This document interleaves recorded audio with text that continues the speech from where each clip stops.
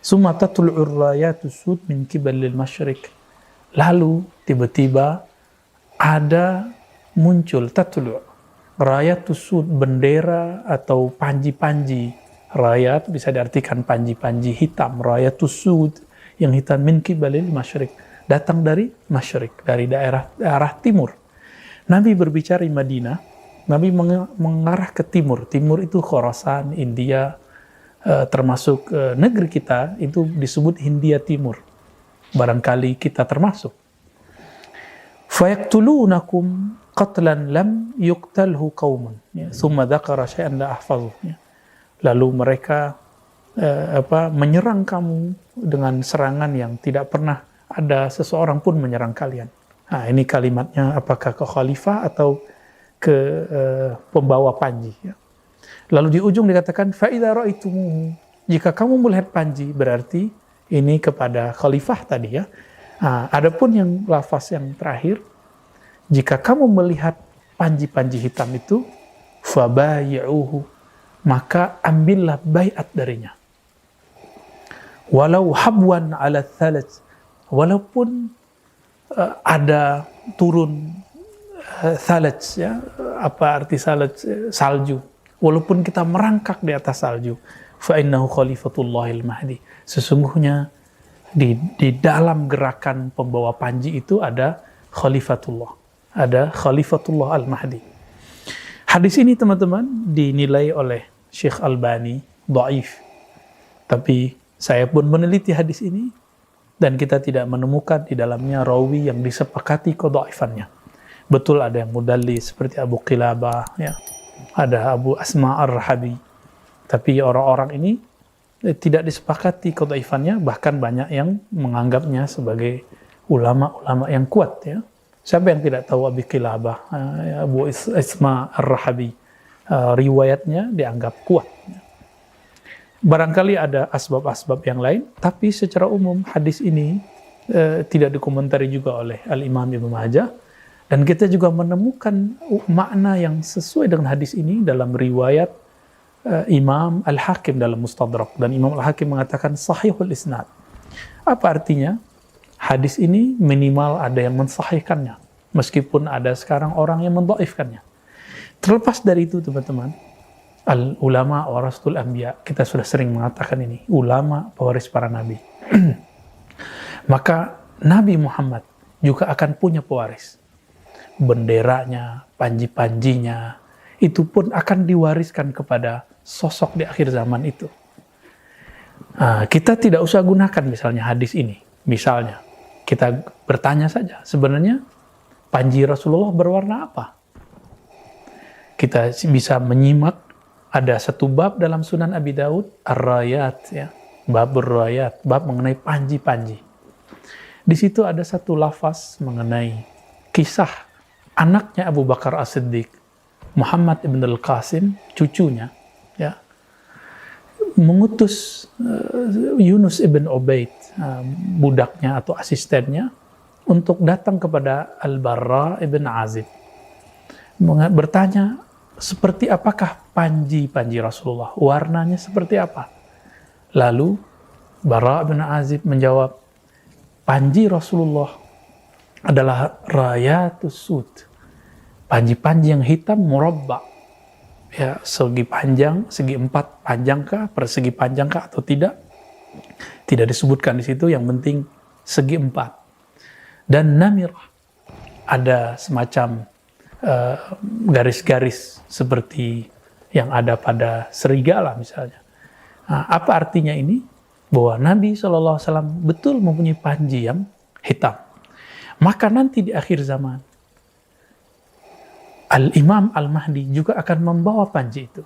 Tapi teman-teman, di hadis yang lain juga di Abu Daud dikatakan bahwa Nabi juga punya bendera, liwa'uhu abyad, ya. Liwa'nya, benderanya putih. Jadi ada panji, ada bendera, ya mirip-mirip. Ada yang hitam, bahkan di riwayat yang kedua sufrah, ya, sufrah atau sofra, berwarna kekuning-kuningan.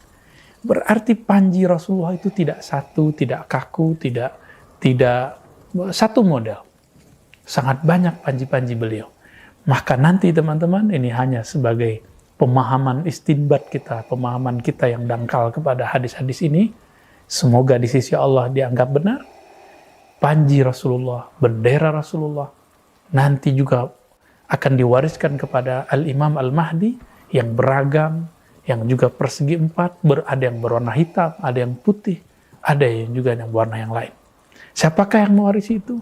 Sesuai dengan hadis Imam Ibnu Majah dan hadis Imam Al-Hakim yang saya cenderung mengatakan hadis ini minimal kualitasnya hasan, karena ada riwayat lain yang menguatkannya. Bahwa Al-Imam Al-Mahdi, salah satu panji yang dia bawa nanti adalah Ar-Rayatus Sud, panji-panji hitam. Imam Al-Mahdi, teman-teman, bukanlah orang-orang yang digadang-gadang oleh banyak orang, tapi beliau adalah makhluk yang dipilih oleh Allah dengan kekuatan ma'rifatullah, kekuatan mengenal Allah, dan mereka sekarang sedang bersiap untuk itu, bukan dengan cara propaganda, tapi dengan mengenal Sang Ilahi Allah Subhanahu wa Ta'ala. Maka teman-teman yang melakukan Allah, jangan terlalu berobsesi, jangan terlalu bernafsu, jangan tidak sabaran. Yang sabar, as-sabru, ya. Sabarlah yang sabarnya yang jamil, yang elegan, yang bagus. Jangan terburu-buru. Ada masanya. Jika kita melihat itu, fa idza ra'aitumuhu, jika kamu melihatnya, fabayyuhu, ambillah baiat sumpah setia padanya. Oleh karena itu, kami pun mengajak kepada ulama-ulama thariqat, mursyid-mursyid sufi. Kita walaupun dapat izin misalnya untuk memberikan baiat, tapi ini bukanlah baiat yang mutlak itu. Baiat yang mutlak itu hanya milik Imam akhir zaman, Khalifatullah Al-Imam Al-Mahdi. Wa sallallahu ala Sayyidina Muhammad wa ala alihi wa ashabihi wa li baitihi wa ala Sayyidina Al-Mahdi. Walhamdulillah Rabbil Alamin. Siapakah yang akan membersamai Al-Mahdi? Pertama, lapisan pertama, Sayyidina Isa, Sayyidina Balya, Khidir alaihis salam, Sayyidina Ilyas alaihis salam. Namun riwayat yang paling sahih menyebutkan Sayyidina Isa. Itu ada di Sahih Bukhari, ada di Sahih Muslim. Adapun tentang Sayyidina Al-Khidir ada di riwayat yang berpencar, tapi riwayatnya diragukan oleh ahli hadis, tapi disahihkan secara ruhani oleh ahli ruhani. Begitu juga Sayyidina Ilyas. Jadi setiap musim haji, Nabi Ilyas dan Nabi Khidir Balya ibn Mulkan berkumpul di Padang Arafah tanggal 9 Zulhijjah. Berkumpul mereka berbusyarah. Sayyidina Ilyas alaihissalam, beliau ini bertugas di daratan. Sedangkan Sayyidina Al-Khidir bertugas di lautan. Itu sebabnya Sayyidina Musa alaihissalatu wassalam ketika disuruh Allah mencari guru Nabi Allah Khidir, ketemunya di mana? Di pantai, di laut. Bapak kan gak dapat cerita ya, Nabi Musa dibawa ke dalam laut kan gak dapat cerita. Terus dibilang khurafat. Itu asli Pak. Yang diceritakan di Quran itu yang kira-kira bisa diceritakan. Lalu disimpan selebihnya. Adakah disebutkan berapa lama Nabi Musa belajar ke Nabi Khidir? Kan gak disebutkan. Lumayan lama itu Pak. Bukan langsung sehari jadi, enggak. Itu lama. Mirip-mirip kayak orang nyantri. Nyantri berapa tahun minimal? Sanawiyah, aliyah berapa tahun? 6 tahun ya kira-kira segitulah. Bisa jadi lebih. Cuma dalam cerita yang kita dapat, kayaknya sebentar. Enggak, itu waktunya lumayan lama. Kalau waktunya lama, ilmu yang diberikan Sayyidina Khidir, apakah sedikit atau banyak? Banyak. Jadi kisah pertama itu ada muqaddimahnya, ada juga setelah itu. Kisah yang kedua ada juga muqaddimahnya, juga ada setelahnya. Begitulah yang terakhir. Jadi kalau ada 3 kejadian besar, kita memprediksinya sekitar 6 tahun atau lebih. Lebih dikit, 6 atau 7 tahun. Dan itu lama. Ya. Seorang Nabi Musa, Nabi loh, masih berguru. Antum siapa? Ya, orang luar biasa. Ngelewatin Nabi Musa? Tentu tidak.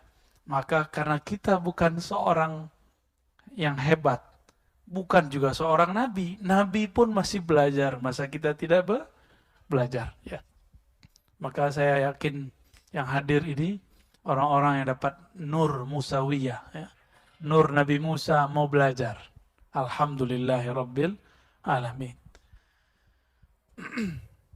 Ini barisan pertama. Siapa? Nabi Isa, Nabi Khidir, Nabi Ilyas. Ada 3. Ini riwayatnya, kalau versi saya, sahih.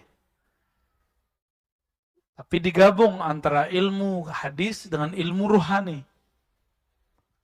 Cuma kalau versi ilmu hadis yang sahih cuma Nabi Isa. Ya. Ulama-ulama ahli rohani, wali-wali Allah, ya, kalau kita temuin mereka bilang, wah ini semuanya Nabi Isa turun, Nabi Khidir juga, Nabi Ilyas juga, ya.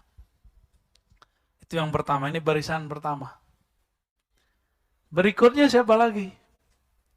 Sebagaimana, ini rumusnya adalah al-ulama warathatul anbiya, ulama pewaris para nabi. Kemudian ada rumus kedua, ismuhu yuwati usmi.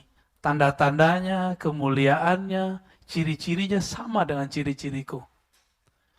Sayyidina Muhammad SAW biasakan kalau nyebut Nabi pakai Sayyidina.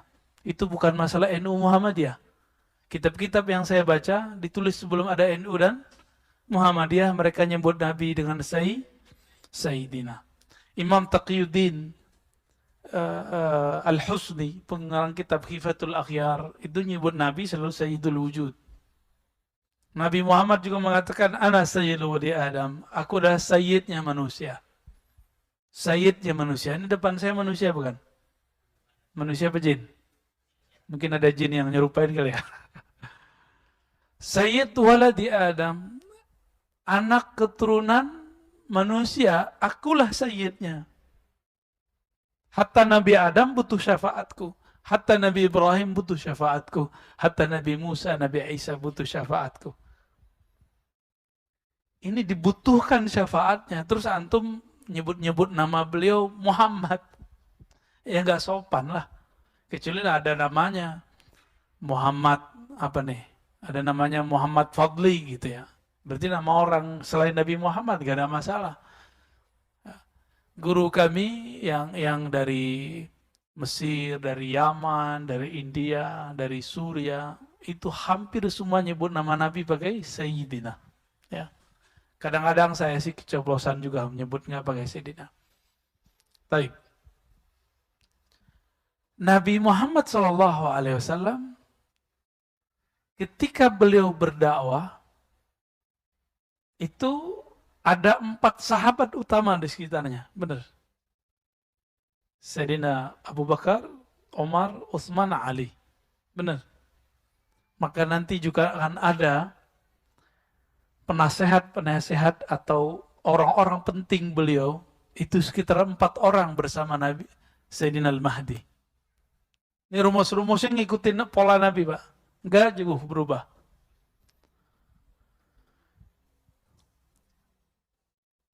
Nabi Muhammad SAW, ini lapis kedua tadi. Ada 4. Apa sebutannya itu? Sayyidina Abu Bakar itu sebutannya apa? Antum kasihlah istilah ya. Penasehat nggak mungkin masa Nabi dinasehati. Apa sebutannya, Pak? Panglima kali. Ya, menteri. Menteri lah ya. Menterinya Rasulullah. Atau wakilnya Rasulullah 4. Ini 4 nih. Sayyidina Abu Bakar, Umar, Sayyidina Utsman, Sayyidina Ali. Ya. Ahlus Sunnah tidak membenci sahabat. Ya. Ini lapisan berapa? Yang kedua. Nabi tahun kedua Hijriah, bulan Ramadan, ini biar antum gampang memahami kenapa muncul nanti pembagian-pembagian begini. Semuanya ngikutin pola Sayyidina Muhammad sallallahu alaihi wasallam. Ketika 17 Ramadan dihadang oleh kafir Quraisy yang dibantu persenjataannya oleh Rum. Cuma cerita Rumnya nggak disebutkan dalam beberapa kisah, bahkan banyak kitab. Kitab-kitab sirah nggak menyebutkan itu. Dari mana kita tahu kafir Quraisy baru pulang berdagang dari negeri Rum dan mereka sudah merencanakan itu. Tapi ada versi lain bahwa ini adalah pembalasan dari sahabat. Mungkin nggak sahabat 313 merencanakan balas dendam kepada orang ribuan? Mungkin nggak. Maka saya mengkritisi kisah bahwa Nabi dan para sahabat merencanakan untuk mensabotase mereka. Itu mustahil. Secara ilmu perang itu mustahil, Pak. Kenapa? Masa 313 lawan ribuan? Itu bukan 1.000, bukan 1.000, lebih dari 1.000. Orang Arab tuh kalau nyebut 1.000 artinya banyak. Banyak itu. Dan yang ikut bukan hanya manusia, tapi setan, Lata, Uzza, ikut semua, Pak. Ada berapa jumlah iblis yang disembah di Ka'bah dan jadi berhala? Itu nama jin semua, nama iblis semua itu. Yang kemudian disembah karena dia bersifat, mengambil sifat-sifat Tuhan. Seakan-akan dia dewa. Lata, Uzza, Manat, itu ya. Na'udzubillah minasyaitonirrajim wa junudi wa juyushi wa dzurriyyati. Itu semua turun, Pak. Berapa jumlahnya? 360 ikut semua perang. Antum nggak pernah diceritain ya? Itu ikut semua. Tahu dari mana kita? Dalam Sahih Bukhari, Sahih Muslim, Sunan Abu Daud, Tirmizi, itu beberapa riwayat menyebutkan. Yang saya ingat itu, ada dialog antara Sayyidina Muhammad dan Sayyidina Jibril. Jibril, kata Nabi Muhammad, yang ikut perang di antara kalian para malaikat itu siapa aja waktu perang Badar. Jadi Nabi sama malaikat tuh kalau ngobrol itu bisa cerita-cerita masa lalu. Ya ngopi-ngopi kira-kira begitulah. Kalau kita ngopi cerita masa lalu kan sama masa depan. Jibril kerjanya begitu sama Nabi. Antum kan mengira selama ini Jibril itu gurunya Nabi. Kalau versi saya tidak. Justru Jibril itu berguru kepada Nabi. Nanti saya cerita ya, ada masanya. Lebih mulia Nabi Adam atau Nabi Muhammad SAW? Dulu waktu di surga, Nabi Adam jadi guru para malaikat atau jadi murid? Guru apa murid? Wah, ini orang Bintaro beda pendapat nih. Ya, ulama Bintaro. Ikhtalafu. Mana yang benar? Nabi Adam jadi guru malaikat atau jadi murid? Tuh masih ada yang bilang murid soalnya. Yang bilang murid apa alasannya? Hah? Bingung juga ya? Coba lihat ada ayatnya. Ya Adam ambihum bi asma'ihim. Hai Adam, kabarkan kepada mereka. Itu terjemahan. Tapi kalau dalam arti umumnya, ajarkanlah para malaikat nama-nama yang aku ajarkan kepadamu. Guru bukan? Guru. Anbi'hum itu juga artinya nabi. Maka ada sebuah kaidah di kalangan ulama Ahlus Sunnah sebagian, Nabi Adam itu pernah diutus kepada para nabi, para malaikat. Ya. Lebih mulia Nabi Adam atau Nabi Muhammad? Nabi Muhammad SAW. Dulu Sayyidina Jibril ikut ngaji kepada Nabi Adam. Sekarang kira-kira orang yang lebih mulia daripada Nabi Adam jadi gurunya apa jadi muridnya Jibril?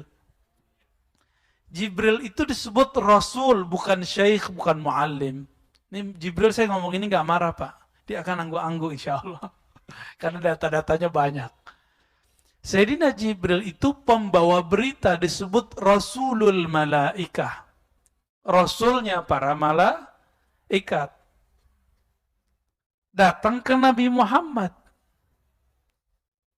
Membawa berita. Jadi itu pengantar surat sebenarnya. Pengantar tapi suratnya dari Allah, kira-kira gitu. Itu pun Jibril gak langsung ketemu Allah. Allah sampaikan kalamnya kepada Al-Luh Al-Mahfuz, tempat yang sangat suci di atas langit ketujuh sana. Kemudian disuruh Sayyidina Jibril mentransfernya. Jadi beliau itu pembawa berita, bukan sebagai gurunya Nabi Muhammad SAW. Kenapa? Saya sudah pernah menyampaikan di sini. Allah berfirman kepada Nabi Muhammad. Lewat Jibril juga disampaikan. Wa innaka, hai Muhammad, sungguh engkau latulaqqal Qur'ana min ladun hakim alim. Ya. Engkau sungguh langsung dapat, boleh, sanggup mengambil talaqi, mengambil Quran dari sisi Allah. Ladun. Maka disebut laduni itu adalah yang diwariskan Nabi Muhammad SAW kepada para wali. Daripada siapa? Min ladun hakim, dari sisi Allah yang maha hakim, yang maha alim. Berarti Nabi Muhammad itu dapat wahyu dua. Pertama wahyu syariat, itu diantar lewat Sayyidina Jibril. Yang kedua lewat langsung ruhnya ngambil dari Allah Subhanahu wa Ta'ala. Faham di situ? Kira-kira lebih paham Quran Nabi apa Jibril? Nabi Muhammad. Kenapa? Alam ini ada karena Nabi Muhammad. Jibril itu ada karena Nabi Muhammad sallallahu alaihi wasallam. Kira-kira begitu. Jadi jangan salah konsep.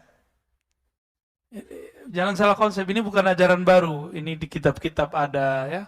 Cuma ulama berbeda pendapat. Lebih mulia malaikat atau manusia? Yang bilang mulia malaikat itu adalah kalau manusianya biasa. Kalau manusianya wali atau nabi, lebih mulia wali atau nabi daripada malaikat. Bapak ini dari tadi bisa zikir macam-macam kan? Antum? Subhanallah, alhamdulillah. Malaikat itu zikirnya itu aja. Subhanallah, alhamdulillah, Allahu Akbar. Beberapa waktu lalu muncul di YouTube ada sholawat Jibril. Nah itu sholawat Jibril itu doang. Sallallahu ala Muhammad. Sedangkan kita banyak sholawat kita. Ya. Baik. Berapa jumlahnya waktu perang? Jumlahnya sahabat Nabi. Ahlul Badar 313. Maka nanti juga akan diulang kembali. Pertama 3 nabi, 4 wakil, lalu ada 313 tentara utama pewaris Al-Badar. Pewaris Ahlul Badar. Tapi hati-hati, jangan ketipu dengan angka-angka 313. Banyak sekarang ngaku-ngaku 313. Ya. Jangan. Kalau kemarin kan 212, kurang 100 Pak. Seharusnya 313. Ya. Harus digenapin. Tapi itu bukan dibuat-buat. Ini menggerak dari Allah Subhanahu wa Ta'ala. Berapa jumlahnya? 3. Udah berapa lapis? 3, 4, 3, 1, 3. Sudah ya? Nabi Muhammad ketika perang berikut, perang Khandaq, tiba-tiba ada dari Persia, namanya Salman Al-Farisi datang. Nanti akan terjadi begitu lagi. Akan ada dari luar Arab, dari luar yang tadi, kemudian otaknya cerdas, dia bisa strategi perang, dia akan membersamai Al-Imam Al-Mahdi. Bukan berarti Nabi itu nggak bisa perang, Pak. Nabi mah gampang. Alam ini kan di tangan beliau, pembukaan syafaatnya. Ya. Tapi Allah itu menciptakan Nabi harus menghargai sebab. Maka diperintahkanlah orang-orang ini bersama Nabi Muhammad SAW. Nanti Al-Mahdi juga sama. Lalu siapa lagi yang membersamainya? Kita potong kompas. Berapa jumlah sahabat Nabi ketika Nabi wafat? 124.000. Maka nanti tentara Al-Mahdi juga akan ada 124.000. Gak tahu, mungkin ada tambahan lagi, wallahu alam. Tapi ini pola-polanya kira-kira seperti itu. Dan semuanya punya ruh wali. Semuanya wali Allah. Nggak ada yang orang-orang biasa. Tapi dia orang biasa secara zahir. Batinnya batin wa aulia. Jangan dikira orang 313 itu semuanya ulama. Enggak. Dari 313 sahabat Nabi yang ikut perang, itu yang ulama cuma beberapa orang. Tidak semuanya ulama. Maka jangan sedih. Siapa tahu di antara kita ada yang dipilih, ya. Ya. 120.000 tuh dikit banyak, Pak. Dibandingkan 7 miliar. 124.000 dibandingkan 7 miliar manusia.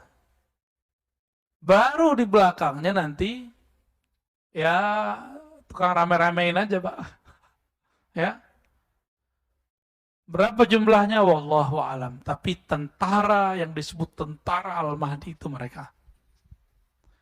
Tadi saya meninggalkan kisah Sayyidina Jibril. Apa kata Nabi? Bril. Kira-kira gitu ya. Bukan lagi ngopi, Pak. Di sana nggak ada kopi. Yang ikut perang bersama kami, perang Badar, itu siapa? Apa jawaban Sayyidina Jibril?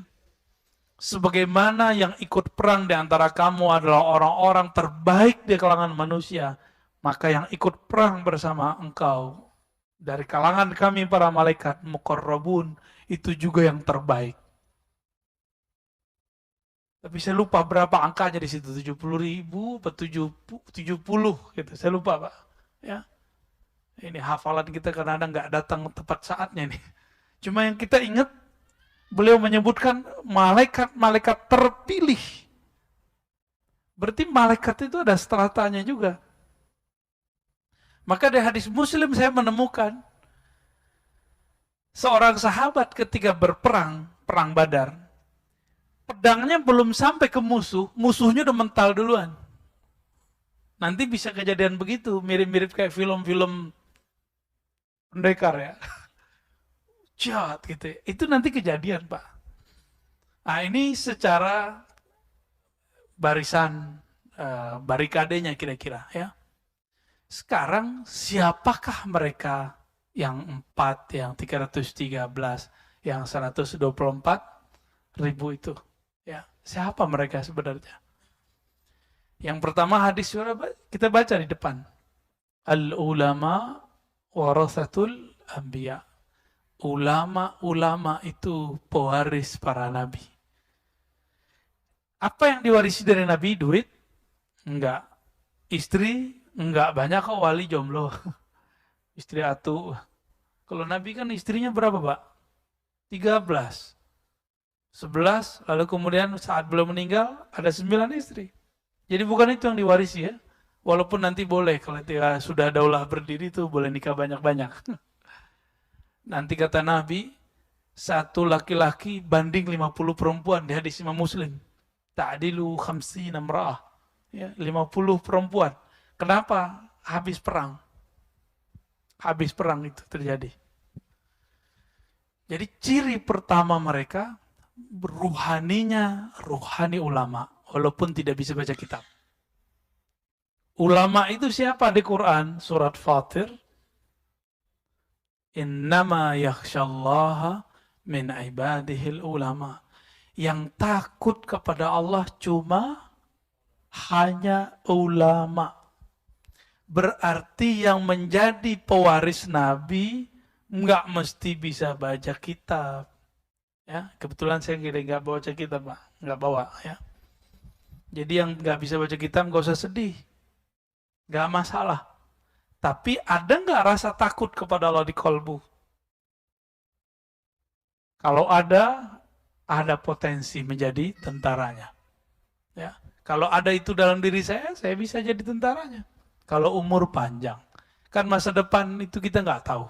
Ya, la ya'lamul ghaiba illallah. Tidak ada yang tahu alam gaib kecuali Allah Subhanahu wa taala, kecuali kita dikasih tahu. Ya. Itu satu. Yang kedua, siapa mereka? Mereka ini adalah orang-orang yang pribadinya adalah pribadi-pribadi arifina billah. Orang-orang yang mengenal Allah Subhanahu, itu yang level yang ring 1, ring 2 itu, Pak. Itu arif. Apa arti arif? Dia kenal kepada Allah. Sejauh apa dia kenal kepada Allah? Melebihi nama. Dia kenal nama Allah. Dia kenal sifat Allah. Bahkan diberi pengenalan mengenai rahasia-rahasia tentang siapakah hakikat Allah itu. Tapi itu di dalam dirinya, nggak boleh dibuka. Ya. Arifina billah. Kenapa? Karena di akhir zaman ini ilmu-ilmu begitu dibuka. Di saat dulu belum dibuka, baru ditaruh dalam tempat-tempat tersembunyi. Sebagaimana dikabarkan oleh Sayyidina Abu Hurairah. Beliau mengatakan, aku diajarkan Nabi 2 karung. 1 karung boleh disebarkan, 1 karung tidak boleh disebarkan. Yang 1 karung ini akan disebar di akhir zaman ini. Ini zaman ini, Pak. Ya.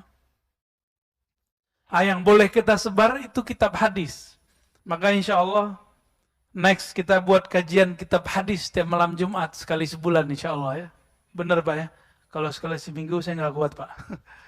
Sekali sebulan insya Allah malam Jumat habis Isya kita buat kajian di sini. Kajian kitab hadis Sahih Muslim. Nanti kita pilihkan babnya. Jilid pertama dulu. Siap untuk punya kitab ya? Ya, beli kitab di luar, kita ngaji hadis di sini. Kita buka dulu yang pertama, semoga yang kedua ikut kebuka. Ya.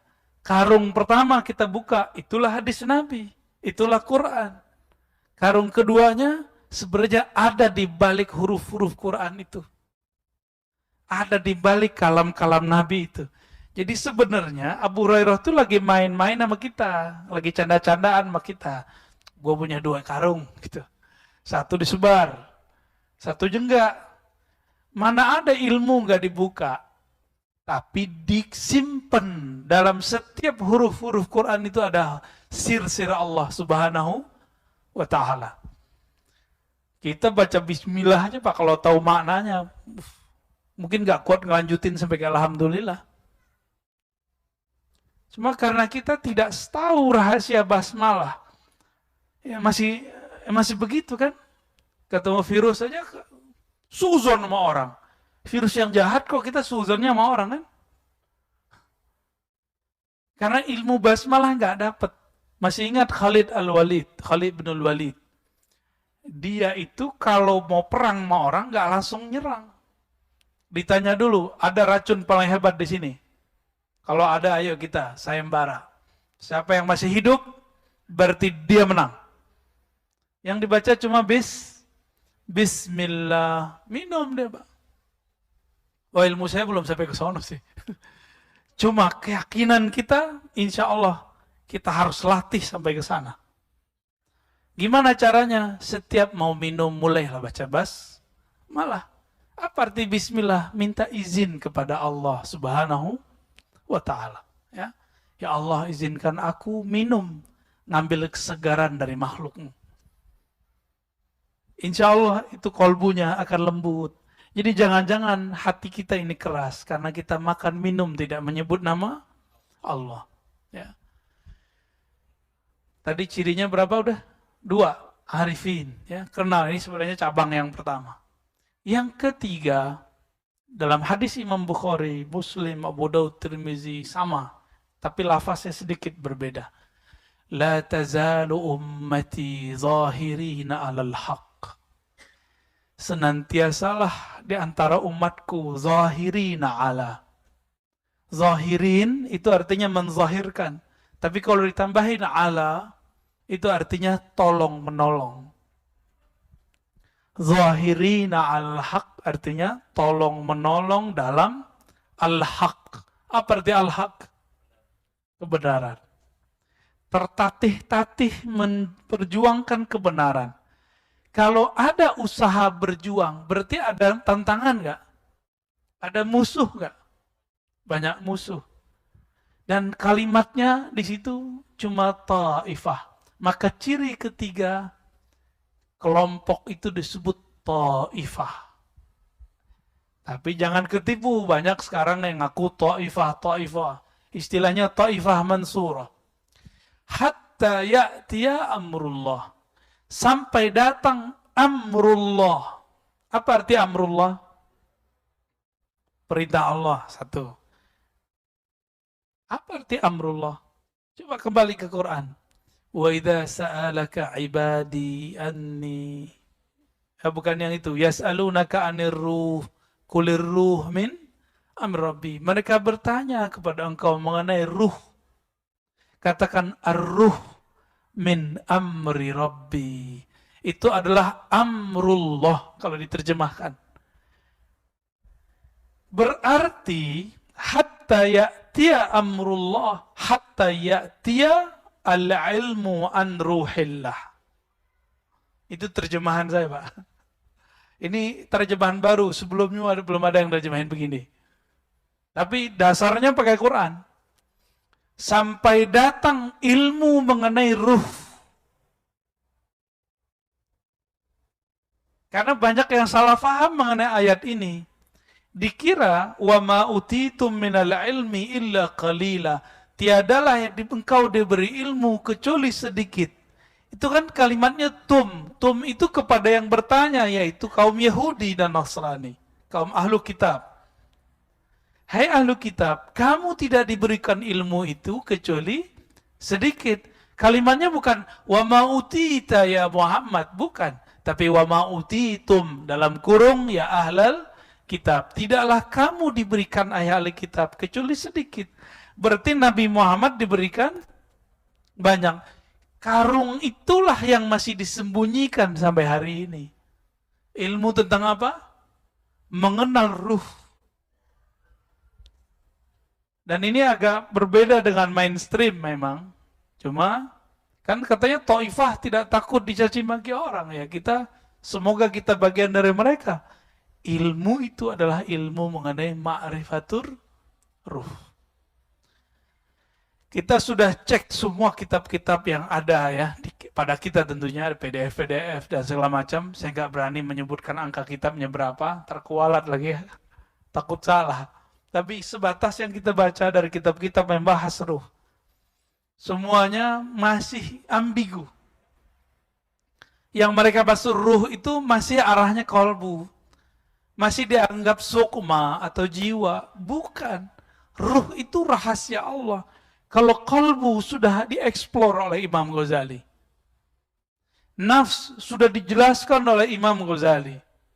Apalagi akal sudah dijelaskan oleh para filosof. Ilmu-ilmu yang ada sekarang kan cabang dari akal semua.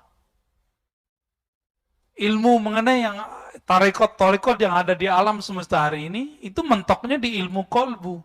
Maka zikirnya zikir kolbu, riadohnya riadoh kolbu. Semuanya di situ. Tapi nggak sampai kepada ma'rifatur ruh. Ternyata ma'rifatur ruh itulah jalan terdekat kepada Allah. Ketika Allah mengatakan, inni qarib, sungguh aku dekat. Itu sedekat kita sama nafas kita. Bukan berarti di dalam diri kita ada Allah, bukan. Itu salah, nanti jadi Allah nyatu ke badan, nggak boleh begitu. Tapi dekat sekali. Dan dekatnya hanya Dia yang tahu. Dan kekasih-kekasihnya. Ya. Allah kasih kunci-kuncian. Dekatnya Allah dan Nabi Muhammad itu seperti qaba qausaini au adna. Seperti dua busur atau lebih dekat. Itu Nabi Muhammad, Pak. Jika Al-Imam Mahdi sedekat itu kepada Allah, maka jika Nabi Muhammad sedekat itu kepada Allah, maka Al-Mahdi juga sama. Kan pewarisnya adalah Al-Mahdi. Tadi saya kembali ke hadis pertama, ada yang ketinggalan. Ulama pewaris para nabi. Oke, nabi berapa tadi? 124.000. Sahabat berapa? 124. Jadi sebenarnya, ini antum mungkin jarang mendengar ini. Sahabat-sahabat 124.000 itu adalah pewaris semua nabi. Makanya Nabi Muhammad mengatakan, di antara nabi itu ada yang punya murid, punya jamaah, punya umat, ada yang tidak punya. Di antara sahabat ada yang punya umat, ada yang tidak punya umat, ada yang nggak punya jamaah, sama. Berapa jumlahnya tadi? Nabi wafat, jumlah sahabat 124.000. Tapi yang kedetek ahli hadis, Imam Ibnu Hajar cuma 12.000. Ya, di kitab Al-Isabah, seingat saya ada 12.000. Ketulis namanya ada. Berapa tadi? 124.000. Yang ketemu namanya cuma 12.000. Gimana tuh? Berapa persen dapatnya? Cuma 10% yang namanya ada. Sama. Nanti tentara Al-Mahdi yang dikenal paling cuma 10%. Yang lain nggak tahu, Pak. Ahlul Badar aja antum nggak tahu kan? Ada yang tahu nggak Ahlul Badar siapa aja? Saya aja nggak hafal semua. Padahal kita baca sering, tapi nggak hafal-hafal semua. Apa begitu ya? Begitulah hafalan kita.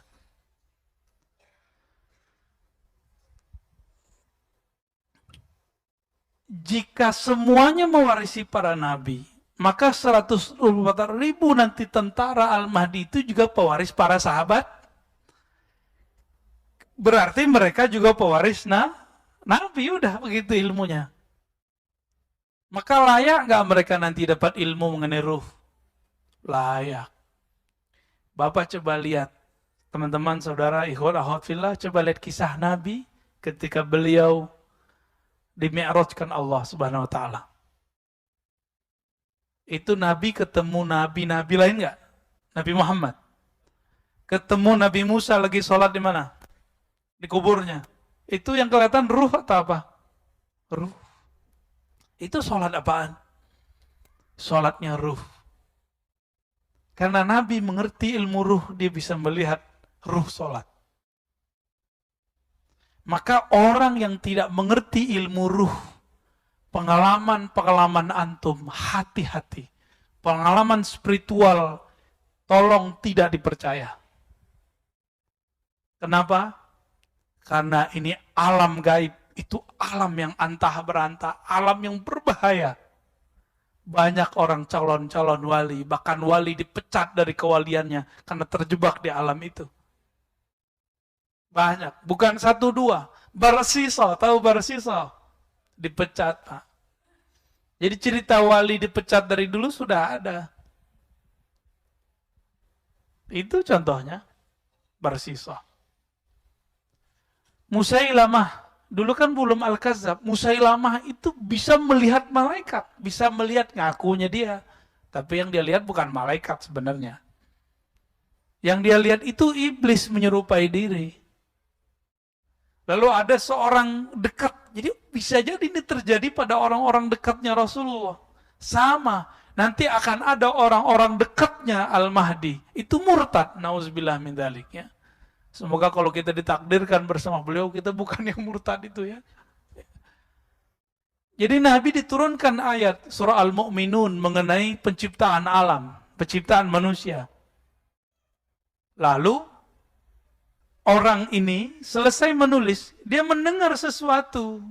Jadi dia larut terbawa oleh Nabi ke alam malaikat. Malaikat Jibril lagi membacakan lafaz, terdengar olehnya. Terus dibacakan, wahai baginda Rasulullah, aku mendengar lanjutan ayat ini, tabarakallah, ahsanal khaliqin, kalau nggak salah itu ya. Di surah Al-Mu'minun itu. Terus Nabi bilang, betul.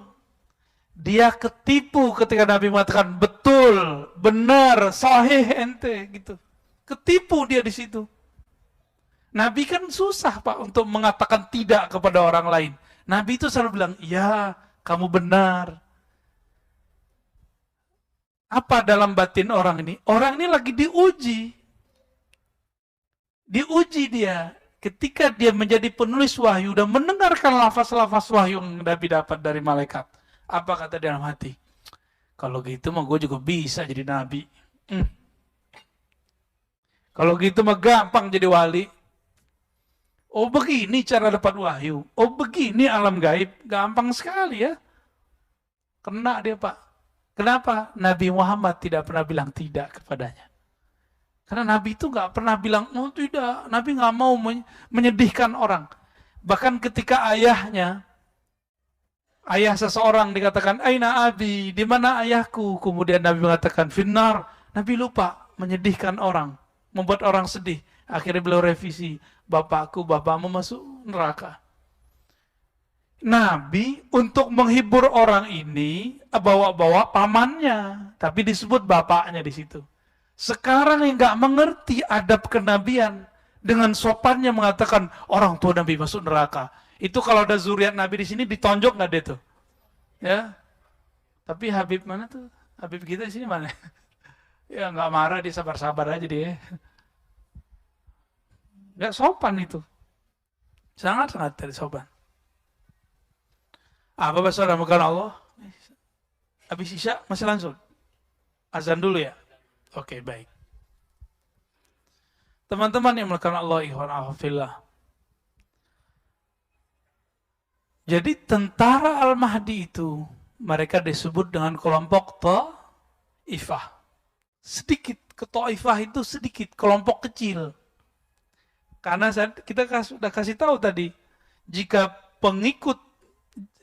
semua para sahabat 124.000, Nabi juga segitu, maka jumlahnya nggak jauh-jauh dari itu.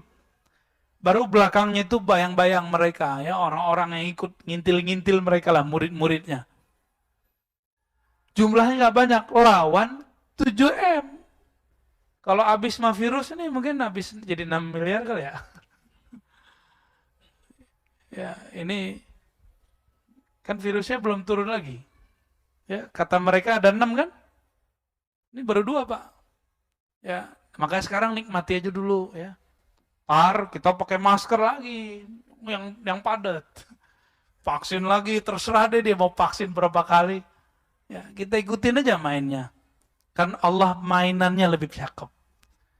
Mereka lagi main-main gak sama kita? Zolim gak sama kita?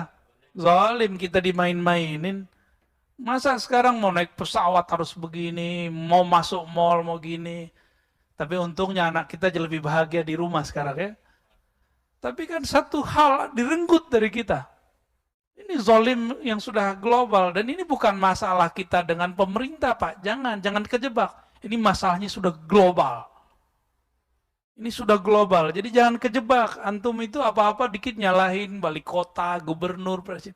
Jangan mikirnya sekarang global. Jangan kejebak di politik lokal. Ini udah urusannya internasional sudah. Ya, nggak ada urusannya saya mau bela siapa. Saya cuma ngajak kesadaran kita biar lebih luas. Jangan kesadaran cetek. Kesadarannya harus lebih luas. Ini perangnya bukan perang antara Jokowi Prabowo lagi, ya. Bukan antara PDIP, PKB, komunis dengan salah. Enggak, bukan itu lagi. Enggak, ini buktinya komunis lewat tuh nggak ada ya. Nggak ada kan?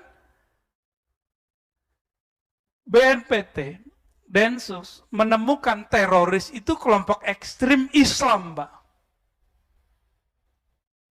Kelompok ekstrim atas nama Islam. Nggak ketemu satupun orang ideologi ini, ideologi itu nggak ada. Yang ada berteologi sebelah itu. Yang tauhidnya uluhiyah, rububiyah, al-mulkiyah, al-hukmiyah. Uluhiyah, rububiyah, nomor 3-nya apa dia? Ya, bukan asma sifat, al-mulkiyah, hukmiyah. Kalau asma sifat paling ngebom kita pakai kata bid'ah. Kalau yang udah hukmiyah, itu beneran. Dan Nabi mengatakan, فَإِذَا لَكِيتُمُوهُمْ فَاقْتُلُوهُمْ. Kalau ketemu mereka, perangi mereka. Lafaznya begitu. Tapi ciri-cirinya ribet, Pak. Di Quran disebutkan apa? Di hadis. Yatluna ayatillahi ratba. Ini saya udah ulang-ulang biar kita aware. Saya ulang-ulang biar Bapak disadar semua, teman-teman sadar semua. Mereka membaca Quran, hafal Quran ratba. Banyak. Jadi pergerakan akhir zaman ini sama-sama Qurani. Bedanya satu ilmunya ilmu ruh. Satu ilmunya cuma hafalan. Satunya cuma simbol, satunya makna. Yang makna ini yang kita ambil nanti, ya. Jangan mau diambil. Silakan antum buat rumah tahfiz, tapi ajarkan ruh beragama, ya.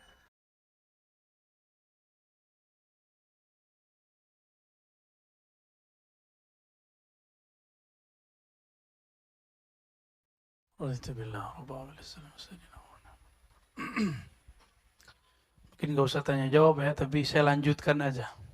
Nah ini yang paling unik. Kalau Taifah itu diberikan ilmu tentang ruh. Ya'tiya amrullah, nasrullah. Jadi ilmu ruh itu adalah inti dari bantuan Allah kepada Taifah. Karena ruh mereka nanti dikuatkan oleh Allah karena mengenal Allah Subhanahu wa ta'ala. Maka di saat-saat berperang nanti itu mereka, karena mereka kekasih Allah, mereka bisa berinteraksi dengan Allah, bisa berkoneksi dengan Allah. Maka Allah izinkan mereka memahami bahasa-bahasa alam. Jadi itu metodologisnya. Allah izinkan batin mereka, bukan telinga ini. Batin mereka memahami bahasa-bahasa alam. Kecuali ada satu pohon, namanya pohon gharqad. Yang sekarang mereka juga lagi tumbuhkan. Bapak kalau bisa bahasa Inggris, bahasa Arab, itu search di YouTube. Itu mereka juga sudah menemukan sapi, sapi merah ya. Dan itu langsung dari peneliti-peneliti Yahudi. Dan mereka mengatakan kita sedang menunggu Mesias. Mereka sendiri ngomong, Mesias itu Al-Masih. Tapi Al-Masih kan ada dua. Isa atau Dajjal. Yahudi senang gak sama Nabi Isa? Yahudi senang gak sama Nabi Isa? Yahudi benci dengan Nabi. Berarti Al-Masih yang mana nih? Ya yang ono. Semuanya bisa memberitahukan apa kata pohon, tembok, bebatuan, air. Semuanya mengatakan, ya Muslim, wahai Muslim, di sini ada musuh Allah, aduwullah, di sini ada musuh Allah. Jadi jumlahnya tidak banyak, tidak sampai 1 M. Musuhnya bermiliar.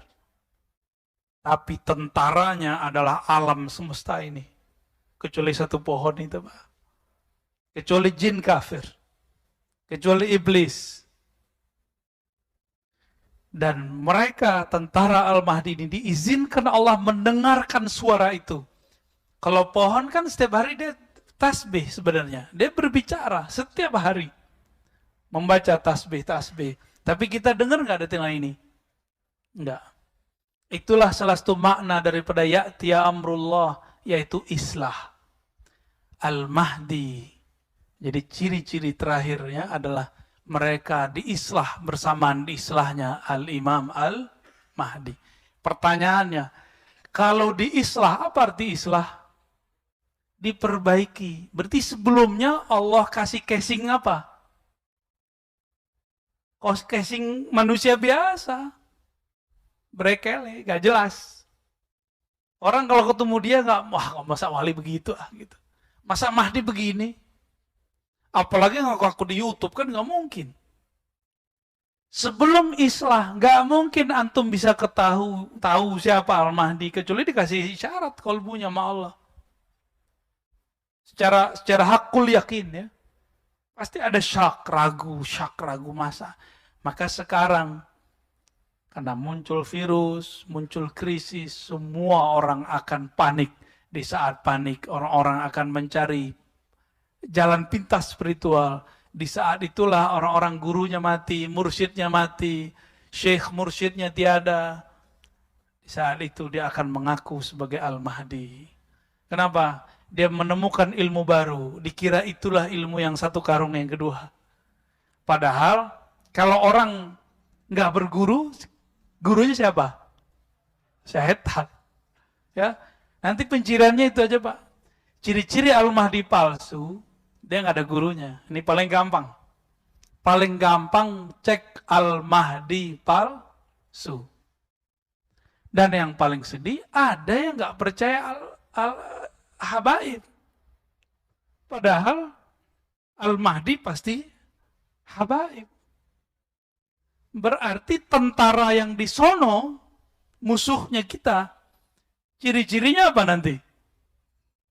Gak percaya sama zuriat Nabi. Udah sekarang berbaju Islam mereka. Hati-hati Pak dengan kelompok sekarang yang gak percaya dengan habaib. Saya kasih bilang hati-hati aja. Karena belum pasti juga kan. Siapa tahu besok dia berubah. Siapa tahu besok dia dapat hidayah. Ya, kita semoga diberi hidayah oleh Allah dan mereka juga. Jangan bilang semoga mereka dapat hidayah. Lupa mendoakan diri sendiri. Ya, ini ciri-ciri yang paling unik tadi.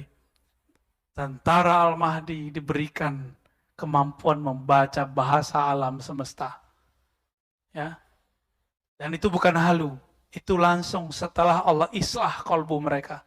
Allah islah batin mereka bersamaan dengan islahnya Al-Imam Al-Mahdi. Dan ada satu rahasia. Islahnya Imam Mahdi itu sama dengan mi'rajnya Nabi Muhammad sallallahu alaihi wasallam. Jadi Nabi Muhammad itu diislah dengan cara mi'raj. Begitu juga dengan Al-Mahdi. Semoga kita yang hadir menjadi tentara-tentaranya, kalau tidak pencintanya.